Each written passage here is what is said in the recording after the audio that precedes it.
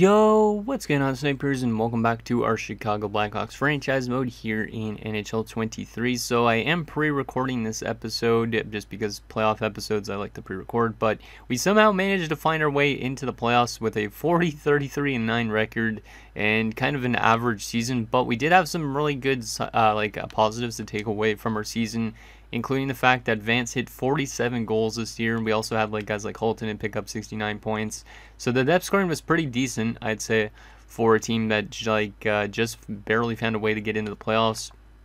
Now, we did have a lot of minus players on our team, so hopefully that picks up in the playoffs. But hopefully we are kind of like a cheese team in a sense, and we could kind of go far since we just squeaked our way in. Goalie-wise, I might honestly give Tarasov a little bit of the starts here in this first round just because he was absolutely fantastic in the regular season, while Comesso was kind of meh. But Comesso did start a lot more games when the team was not doing too well, so maybe that kind of hurt his record a little bit in his stat line. But we are going to be taking on the Colorado Avalanche in the first round, which is interesting because obviously we brought in Cale Makar last year from free agency. We also did bring in a new coach in the last episode that we used as an assistant coach and then moved him to a starting coach, or a head coach I should say. And he used to coach actually for the Colorado Avalanche as well. So we do have some ties to the Avs. Also Sam Girard obviously used to play for them too. But yeah, they're still a pretty interesting team. Very veteran heavy. But yeah, you can see Landeskog is there, McKinnon's there, Nishushkin's there still. That's a still really good top line. They're a really good team in general offensively for having a pretty old roster. The youngest player on the forward core right now is Newhook, and he's 27 years old. So yeah, they're definitely a veteran-based team. And then defensively, they're also pretty old, the youngest being Bowen Byram, but the defensive core I wouldn't say is the best just because John Klingberg obviously kind of drags it down quite a bit. But if they brought in another top four, it would look definitely a lot better. And they do have good goaltending though, so that's where one thing is where we need to kind of find a way to score is beat Sorokin. Sorokin's obviously a really good goaltender, so hopefully we could do that. And then depth-wise, you can see right now Nino Niederreiter's out with an injury, so I don't really know where he would slot into this roster. Probably on the third line. And then Vetrano would be dropped down to fourth line. I don't really know exactly. And then goalie-wise, or not goalie-wise, other depth-wise, they have Richie and Foodie. Also, they do have some former players of ours. Jake McCabe is one of them. And then I think Frank Vetrano, I'm just realizing this now, right? Yeah, Vetrano played one season with us where he was a minus 43. That was a season where we had a very, very rough time. Yeah, I remember those days when we had to rely on Frank Vetrano. So yeah, we do have ties to them. They have ties to us in terms of the roster, so it should be a really interesting first round matchup to see who wins. Obviously, since we just barely made it into the playoffs, we're definitely the underdogs, and I hope that we could kind of cheese Colorado out of the playoffs pretty early on and hopefully not get slapped. But let's take a look at what they did during the regular season compared to us. So they had a lot more points than us. They had a total of, I guess, 12 more points. Yeah, I think that's 12 more points. Maybe not 12 more points. I can't do math right now. Wait, 11 more points would be 100. Oh, 14 more points. There you go. I did some math, guys. Woohoo. But, yeah, their offense was way much better, obviously, because they have, McKinnon, who gets score a lot. Their goals against was a lot better because they do have Sorokin. Their power play was a tiny little bit better. Obviously, they had the best power play in the league. We had the second best power play. So it should be interesting to see these power plays duke it out. And their penalty kill was 0.7% better, so we're similar special teams wise, but not 5-on-5 really. So it's going to be interesting to see who comes out on top. Obviously they should be the better team, but who knows, maybe we will somehow find a way. Because to beat teams in the playoffs, you got to be the cheese team almost, it seems like. Okay, so let's get into game one of this first round and see if we can find our way to the second round. We haven't been to the second round in a while. Let's see if we can do that. Game number one in Colorado at the Ball Arena.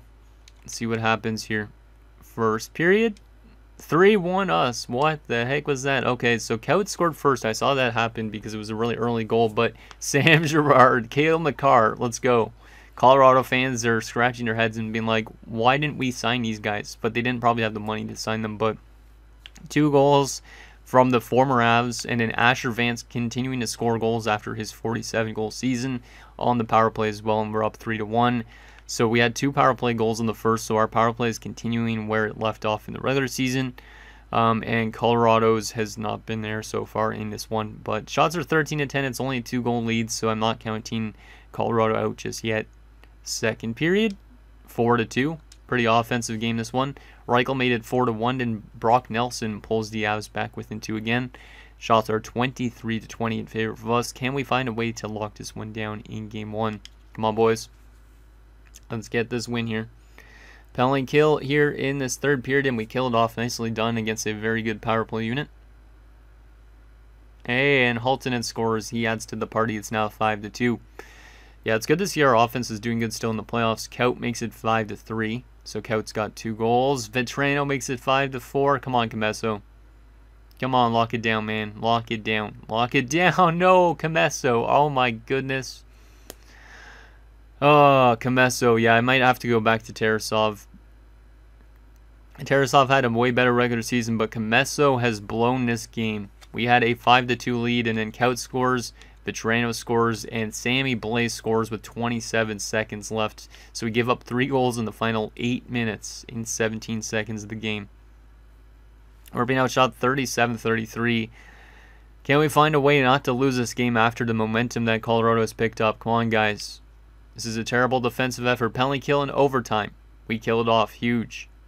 That's a huge performance by our PK, guys. Come on, boys. Come on, Vance. You scored 1 goal. Can you score another? You had 47 in the regular season. I know you could score in the playoffs, too. And we lose 6-5 in overtime.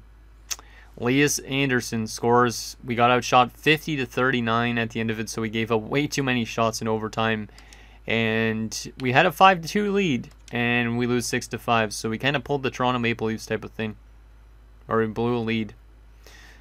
Girard from Haltonen and Vance, Makar from Byfield, Vance from Byfield and Haltonen, Reichel from Recchi and Girard, Haltonen from Brunstrom and Makar, and that was it. Then we blew the lead and lost the game. Yeah, I think I'm going to go to Tarasov next game. At least Recchi had a point in his playoff debut, which is nice, but Comesso got peppered in shots as well, so I don't really know if I fully put it on him. Well, at least the last 8 minutes I maybe would throw on him, but our team started giving up way too much ice, I think. We lost more face-offs, I think. Yeah, just barely. And we got outshot by 11 shots in 13-6 in that overtime period, so yeah, let's make a quick change and put Tarasov in net for Game 2. Because Comesso, maybe he just plays too much and he gets tired after he plays a lot. But that was a pretty bad first game. Like, I mean, it was good offensively, and it looked like we were going to win. But then the goaltending and the defense started playing like shit. And Colorado won off a really good comeback.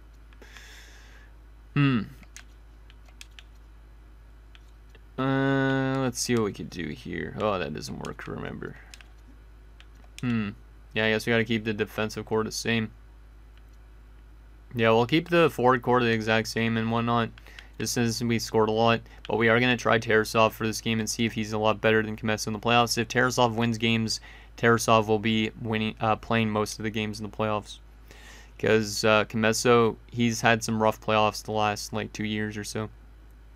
Okay, game number 2. Can we find a way to contain the offensive level of the Colorado Avalanche and get back into the series? First period, 2-2. I don't like that we're giving up so many goals against. Tarasov allows 2 goals on 10 shots, but we do score 2 on our 11 shots as well. So Vance scores, Kaut scores again. Goddamn it, Martin Kaut. Haltonen didn't took us the lead, but then Vetrano, our former player, again scores, and it is 2-2 after 1. Can we find a way to take the lead in the second and find a way to shut down that offense Colorado has? Because right now they are matching us goal for goal pretty much. Second period, and still 2-2. Shots 20-16 in favor of us, so that's at least a better defensive period. We just got to find a way to get some more offense going again in the third period and get that lead if possible. Let's see what happens here in this third period. See if we could get that lead, and Landeskog makes it 3-2 Colorado. And McKinnon makes it 4-2. Wow, we're getting slapped here in this playoffs. But Colorado's a good team. We just got to find ways to win on home ice, though, if we want to get back into the series. Though, Recchi scores his first playoff goal to make it a 1-goal game. Can we tie it up, please? No, we cannot, and we lose another 1-goal game, 4-3. Oh, we got to find ways to win in Chicago now. So Vance from Brunstrom and Pettersson, Holtinen from Vance and Byfield, and Recchi's first goal of his playoff career from Zari and Girard. I don't think I'd be putting that game on Tarasov. Actually, Tarasov was not great in that. We need to find ways to rework this team up a little bit. So I am going to readjust the lines a little bit. Just going into game 3. I don't know who I start in net, though. I might just go back to Comesso. Both goalies were terrible, though, in their first games. Yeah, Comesso was the worst of the two, but he did face way more shots, so he had a better save percentage. So yeah, let's go with Comesso as a starter, and let's rework these lines a little bit. So let's try, I guess... Let's try Recchi on the top line, as weird as it sounds. And... Wait, let me take a look at some stuff here. Let's try... Let's go back to Zara up here. Yeah, we'll try something out like this. I don't really know what to do with this team at this moment. Yeah, I'll just try some random stuff. And then defensively, let's try Korchinski with Makar, even though that's two offensive defensemen. Try Brunstrom with Regula. Yeah, let's try that. That's the only way to get one of the minus, is putting Brunstrom and Girard on the top 6. It's weird. I don't want to do that, though. Okay, let's try that. See if we can get back into the series. Actually, I'm also going to try one other thing, because I was mentioned to try this, which was try Byfield on the wing and try Vance back at center. So let's try Vance back at center and Byfield on the wing, and we'll see if this team is able to come back from this 2-0 series deficit. But I do not feel safe being down 0-2, especially against a team like Colorado that was so good during the regular season. Okay, let's get into game number 3. See if we could get back into the series at all. Come on, boys. First period, 2-2. Jeez. Yeah, both teams are doing good offensively, but our goaltending has just not been there. So Jake McCabe, our former player, scores. I hate that our former players keep scoring. Nathan McKinnon scores to make it 2-0 for the Avs, but then Vance and Reichel answer back for us. So a little bit of a scary start, but at least we managed to get the game tied after one period. Shots are 14-13, so very even period. Let's see what happens in the second period. 5-2. Let's go. We have our first big lead again. Well, actually not first big lead. Our second big lead. We have a 5-2 lead now going into the third. Last time we had this type of lead, we ended up losing 6-5 in overtime, so hopefully we've learned from our mistakes. Regula made it 3-2, Vance made it 4-2 with another goal, and Byfield scores again on the power play, and that made it 5-2 for us. Shots 24-23, so still a pretty even game. Let's lock this one down in the third period and play much better defensively, please. But it seems like at least that our offense is being consistent, which is good. We just got to find ways to be more consistent on the defensive front, as Nick Schmaltz makes it 5-3. Penalty kill. Nicely done, guys. Power play chance here late in the game. We do not score. And now we score right afterwards, though. Lucas Reichel makes it 6-3. And we are going to take a game by the score of 6-4, as there was a late goal there from Brock Nelson. This is a lot of offense from both teams in this series. It's like kind of like a pissing match in terms of who's good offensively. Goddamn. So Vance is third from Brunstrom and Byfield, Reichel from Regula and Zari, Regula from Holton and Pettersson, Vance is 4 from Byfield and Brunstrom, Byfield from Holton and Makar, and Reichel from Girard and Lambert. Pretty solid game. Once again, the goaltending wasn't good, but oh well. So Byfield, the first star with 3 points, Vance, the second star with 2 goals, and Reichel, the third star with 2 goals. Interesting to see Lucas Reichel pick up some goals, because normally he's not really a huge offensive production type player. As Frank Nazar was injured in that game, that's a huge loss. I'm kind of glad we called up Recchi when we did, but that's a huge loss. So we're going to put Holtonen onto the right side instead. And I guess since Reichel just came off a 2-goal game, I'll move him into the top 6. And we'll move Kurashev up here. And who is scratched at the moment? Carlson. Yeah, we'll throw Carlson on the 4th line. Actually, wait. Is Olsen losing morale? No, he's not. Can any of these guys take faceoffs? I can't check from the screen. God damn it. I have to go back first. Let's take a look and see if I can find a way to get Olsen into the lineup, because he's also a former Colorado Avalanche player. So maybe he knows some things we don't know yet. Hayes can't win draws really. Kachuk can win draws, so we'll put Kachuk on center. And we'll move Olsen onto the 4th line. Okay, so that looks better. So Olsen now playing onto the lineup. And Reichel moved into the top 6. But that loss of Nazar might hurt us this playoff run, which is unfortunate. And we'll keep the defensive score the same, even though it's not been that good. And yeah, Camesso has terrible stats, but he has a win. So, I'm going to go back to Tarasov again. Let's try it. I might actually have to go back and put him in again, since we aren't, I don't think, at the game day.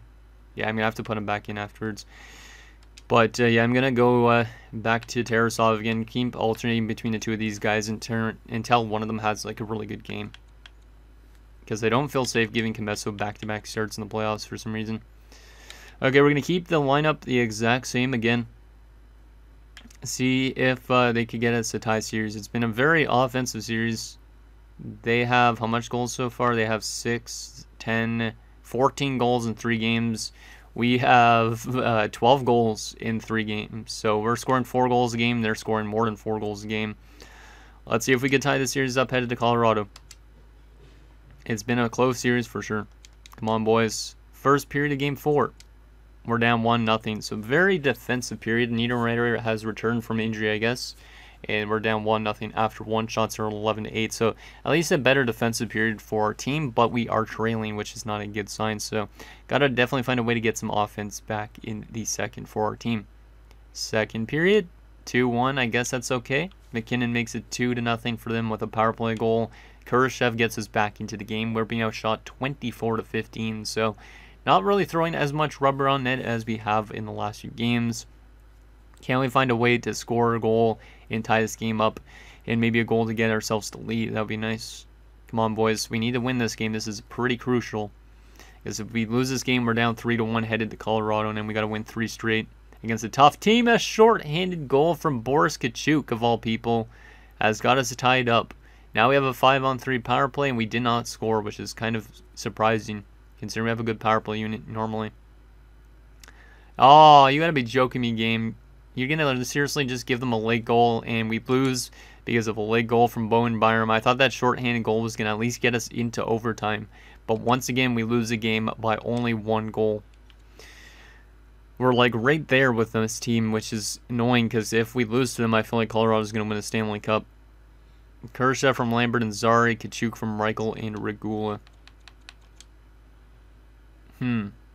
Was it a bad idea to start Tarasov in that game? I don't know. He wasn't terrible. I'm going to go back to Camesso still next game, but we got to find a way to win 3 straight games now, which means we definitely need to find a way to shut down Colorado's offense. If we can't do that, there's no way we win 3 straight games against them. If we win 3 straight games, though, it's because we can shut down that offense. So let's go back to our lineup here. Go back to goalies. Camesso's in. That's good. Let's go to Recchi on the second line instead. He hasn't been doing that well on the top line. Actually, I'm going to move him back down to the 3rd line. Maybe that loss of Nazar is hurting our team more than I thought offensively. Yeah, maybe it is. I don't know. Let's go back to Brunstrom with Makar and move Korchinski back with Regula. Try that out. And yeah, we'll go back to Camesso as our starter for this game. And do I want to try Vance back on the wing? Yeah, let's try Vance back on the wing. Just try and like get things back to where they were, you know, in terms of our offense, because we are scoring a ton of goals a game, and then we only scored 2 in that last game.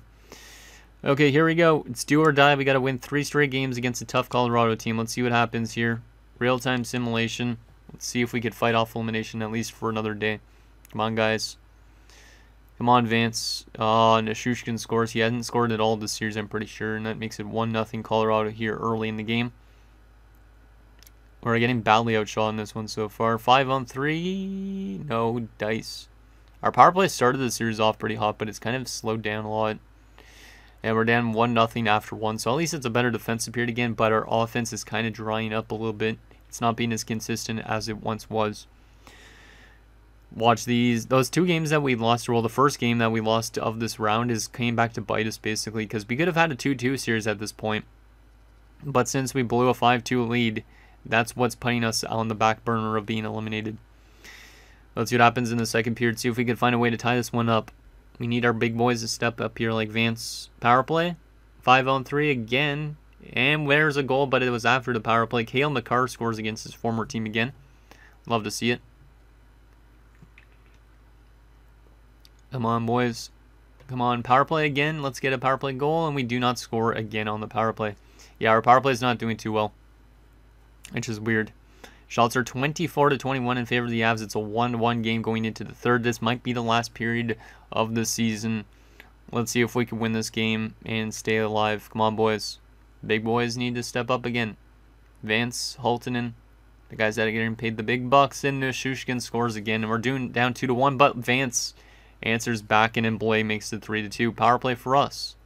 Now we're getting more offense, but we're still down by a goal. We need a goal, guys. We're going to lose by 1 goal again, watch. There's no way we're tying this game up. There is no way. And, yep. I knew it. Once they got the lead right back, you knew the game that was going to give them a win. And unfortunately, we're out in the first round again. And it's not due to the lack of offense. It's due to the lack of just being able to tie the game up. Like, we lost a lot of those games by 1 goal. And now Colorado's going to probably go on to win the Stanley Cup, my guess. So Makar from Vance and Byfield, Vance from Makar and Holtonen. So, yeah, the offense, not bad. Defense, terrible. Goaltending, terrible. So, I don't really know what to make this team better at right now. But we're definitely going to have to look at some options in the offseason to make this team as good as possible for next year. But at least there's some positives to take away from this run, even though it wasn't really much of one. We lose in 5 games. And yeah, Vance was back to his playoff form, and at least that means our contract that we gave him is probably going to be really, really good, because he was really good in the regular season. He was really good in the playoffs. And yeah, very excited to see what's to come for this guy. He's up to 187 points in 246 games, and in playoff-wise, he's just over point per game. Last year's playoffs, he was not good, but this year he's starting to pick it up again. And yeah, his shooting percentage is getting better each season as well. Holtonen was pretty good as well. Byfield was good. Makar was good. Most of our offense in general, like I said, was good. It's just the defensive play was not good. Like, Pettersson maybe was kind of bad. -4 in 5 games as a two-way forward. No goals, only 2 assists. Like, some of these guys on our team are not good at all defensively. But a lot of them are getting a decent amount of ice time, so I guess it kind of makes sense. But our goaltenders, I think, were the main problem. An 888 and a 356 from Tarasov, and Kmeso had an 889 in a 4.01. It's just not good enough.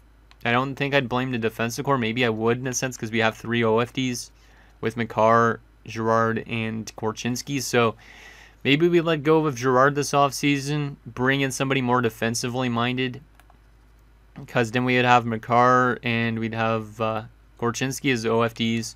We'd have Brunstrom, who's a 2-way D. And then Edvinson's also a 2-way D, and same with Regula. We don't really have a shutdown defenseman, and preferably of the right-handed variety. So that's probably something I'd say we could look for this offseason to make our team a bit better defensively in front of our goaltenders. So there is that. Let's actually, let me take a look at our team stats in the playoffs as well quickly, because I am curious on how our power play and stuff did. So if we go down to here, we were scoring 3.6 goals per game, but we were giving up 4 goals a game, which is not good. Power play percentage 12.5%. Not good really, but it was better than the Colorado Avalanche's. And our penalty kill was 88.9, so at least our penalty kill did pretty good. We had 1 short-handed goal, which was from Kachuk. And yeah, we didn't win a single game on the road in that playoff run. Interesting. Let's sim up to the awards and see who wins the awards for the season, and we'll get set up for next episode, which will be the draft and resign stage. Also, that loss of Nazar might have hurt our team. I don't know for sure, but yeah, there's that. Our AHL team's not in the playoffs? Oh, damn, they got eliminated. I was going to say, if they were in the playoffs, I would have probably sent Recce down, but I did not see that. They must have got eliminated or something. Or maybe not even made the playoffs, I don't know. But at least Recce should be still considered a rookie for next year. And Minnesota won the Stanley Cup. You gotta be joking me. So if we would have finished in that wildcard spot where Minnesota was, we would have ended up winning the Stanley Cup. But we finished a little bit too high above them, and we end up not making it and not winning the Stanley Cup. Well, Minnesota surprised everybody. They must have had to take out Colorado, because they were a wildcard team that finished below us. Let's take a look. No, they didn't even play Colorado in the playoffs, but they swept the finals against the Florida Panthers. Huh. Interesting. I'm going to take a look at their Stanley Cup winning team as something different, because I should be looking at these cup winning teams for fun too. Just in case any former players are there. Kaprizov only had 5 goals, but 28 points. But, yeah, this is a pretty good-looking Minnesota team. I think this team knocked us out in the playoffs before, didn't they? Maybe it was last season even. Or maybe it was a couple seasons ago. But, yeah, that's a pretty good-looking team. Ian Mitchell wins the Stanley Cup. He leaves us and wins the Stanley Cup. Of course he does. So, congrats to Ian Mitchell, Stanley Cup champion. What do we got for goalies? Wallstead. They have at least a good goalie. Let's take a look at those awards. So Minnesota wins the Stanley Cup. President's Trophy went to Carolina. Minnesota, Florida Stanley Cup Finals. Turcotte won the Art Ross and the Hart. Morgan Riley to Norris for the 2nd straight year. Malkin wins the Lady Byng. I'm surprised Malkin's still playing. Skula wins the Calder. Kaprizov wins the Conn Smythe. Jari wins the Vezina, and he also wins the Jennings. Severson wins the Masterton. Aubin wins the Adams for Seattle. Barkov wins the Selke for the 3rd straight year. Turcotte wins the Lindsay, and Matthews wins the Richard. In terms of the AHL, any awards for our AHL affiliate? No. If I would have left Recce down there, maybe he would have been the best rookie in the AHL, but I don't really know. But I think it was good that we called him up and got him some time, at least down the stretch. Let's continue to simulate up to the draft lottery results and all that stuff. So Dallas has the 1st overall pick. That's in our division. So they're going to get a franchise player that we're going to have to eventually face probably in a playoff round, my guess. San Jose has number 2, followed by Montreal, New York, and Detroit. So there is that. Let's take a look at the retired players for the season. Not that we have any retirements, but Pavelski, Backstrom, Hall, Couture, John Carlson. My boy Cam Atkinson retires. Interesting. So some pretty good retirements. There you go.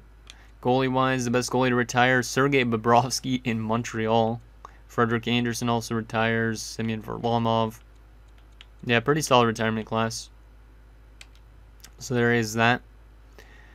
Pavelski is now a coach for Detroit potentially. Who knows? And coach retirement-wise, we did not lose anybody, I don't think. Yeah, we did not lose a single coach. Good. Okay. Let's take a look at what this draft class and stuff looks like. Find out some draft potential players for our team. Also some progress reports and contract situation. Let's start off with the progress reports. So Haltonen is getting a lot of statistical and natural growth, so that's great to see. Recce is still an 81 at 20, but he is listed as a 3rd-line scoring forward now instead of a depth forward, which is good. And he should be considered still a rookie next year because he only played 21 games, I think. So hopefully he's still considered a rookie so he can maybe win a Calder, depending on where he's playing in our lineup. Wow, Brunstrom jumped to an 88. Holy. This guy developed way better than I thought. Damn. That might be the most substantial growth I've had from a defenseman this quick. 88 at 21. That's pretty impressive. Everybody else didn't really get a lot of growth. McCarr's in 95 apparently now, which is kind of funny, which is nuts. Pedersen 86. Some natural growth, but not developing much more. But he is listed as a second line forward. So that's interesting, because I think he wasn't listed as a second liner before. Maybe he was. Vance didn't develop much, which is kind of surprising, but he might be a lot better next season. But yeah, it's kind of weird that he didn't get any growth really, considering he had 47 goals this year. In the system-wise, Avery Potter, who we drafted last year, jumped up a bunch, which is good. Ooh, Brennan Bales. He actually might be in the NHL next year, or he'll play in the AHL. But he's jumped up to a 78, and he's listed as a depth forward. That's a good sign. Getting another prospect in to our team potentially. Datsuk's up to a 73. The other Brunstrom's up to a 72. Little's up to a 77 as a low top 6 forward. He doesn't actually have a zone ability, so just ignore that. But this guy might make the NHL. He's getting a lot of natural growth. Okay, Gorodov's up to a 70. He's a low elite as well. Ratzlav's a 77. Might be a backup by next season. Yeah, pretty solid growth. Exactly what we need. Let's take a look at that contract situation. So up for renewal, Brunstrom, of course. Do we lock him up for 8 years? Do we lock him up for 8 years? That's not a bad price, and we might be able to try the 85% trick, but I might want to lock him up, since we probably would be letting go of Girard this offseason, just to find ourselves somebody that's more of a shutdown defender. But yeah, there's not really a lot of big guys up for renewal this offseason, which is good. So we should be hypothetically able to keep a lot of this team together. I don't know if we bring back Tarasov or what, and we try Ratzlav as our backup next year. It's up to you guys on that front. And final thing, the draft class. Are we going to be able to find ourselves some good draft steals, potentially? Where are we drafting overall-wise? Probably not that high up, right? We are drafting at 17th. Not bad. Actually might give us a good chance of getting somebody decent. So, what do we got here? The franchise level guys going first overall to Dallas. Blake Burnett. Interesting. Okay, so we're drafting at 17th, which means we could probably get Reed Weber, who's looking like a top 6 forward. Not bad. There is Richard Krejcik, who is a power forward top 6. Looks pretty good. We don't actually have a lot of physical players, too, so that might be interesting. 2-2 is a power forward. Oh, I forgot to pin this guy. Medium elite DFD. That's exactly what we need, is a DFD.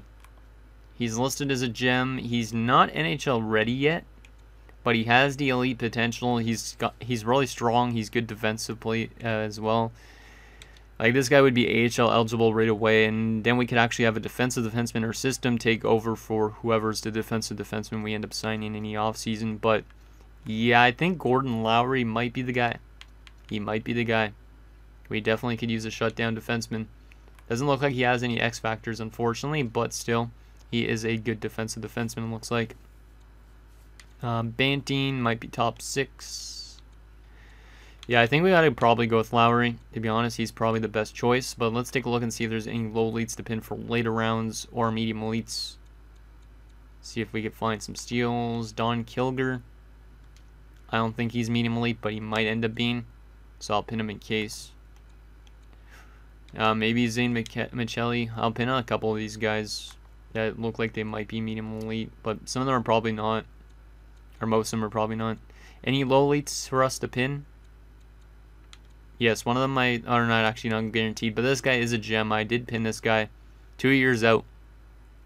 So Kenneth Harrington probably is a guy I'd like to draft. He's an early second rounder though, so we might have to try and move up to get him, but it might be worth it since he's 2 years out and he is a power forward, it's looking like, which is something we don't have a lot of, so I would definitely take that. Kavanaugh, he might be low elite for the 7th round. We'll pin him in case. But other than that, it doesn't look like the strongest draft, but it looks like we are going to get ourselves at least a good steal with that DFD in the 1st round, because I think that's probably the unanimous choice for that pick. So So anyways, guys, that's going to do it for this episode of our Chicago Blackhawks franchise mode. So in next episode, we'll take it to the draft and re-sign stage as we look to kind of like not reconfigure, but still like add more of our youth into this team and integrate them as much as possible, get growth from our top guns like Vance and stuff like that, and hopefully next season we could start making some noise in the playoffs. Send you guys a thing down below, and I'll see you guys next time.